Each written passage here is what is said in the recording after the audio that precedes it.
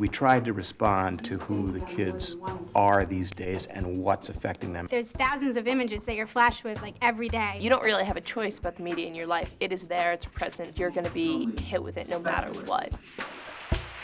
What did you find about how they edited? Yeah, Greg. It just gave the basics of the incident. The students have been in the midst of a news reporting research project where they had to begin to make direct comparison of what the sources said. It's prejudicial, it's racist, and it's like not okay. Did you get any from the police officer's point of view? They needed to think about who's telling the story and why are they telling it this way and what are they trying to get out of me? What I want to do is have you think a little bit about the stories that we tell in our media about violence. We have to make a pamphlet that explains like media violence and what it is. As they are asked to come up with 5 pieces of advice, it will force them to really critically evaluate their research. Is this a credible source or not? Is this something I can trust and rely on? We have to get research off the internet or like quotes from like doctors or people who like have done research from on subjects that pertain to that. Is violence verbal or physical? Or both? It's both. Because we see it every day. Why are we worrying about it now in our Now American we have studies culture? that prove that kids are relating TV to violence, and if they see something violent on TV or video game, they go out and do it. This is the story you're given. Now you have to make a movie of it. What do you put in? What do you leave out? My students have just finished reading One Flew Over the Cuckoo's Nest by Ken Kesey.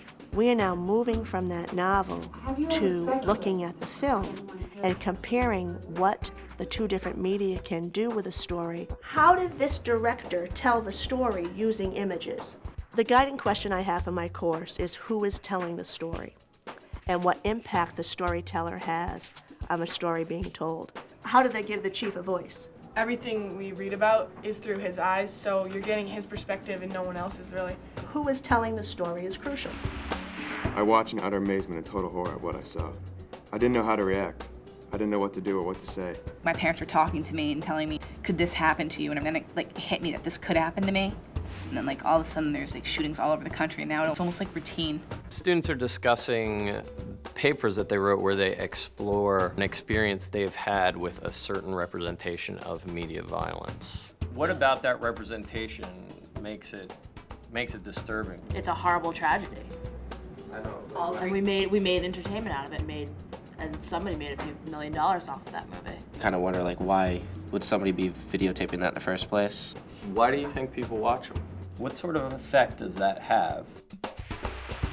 For us not to talk with students before they graduate from high school about how those messages are created and what the purposes of those messages are, it's educationally irresponsible.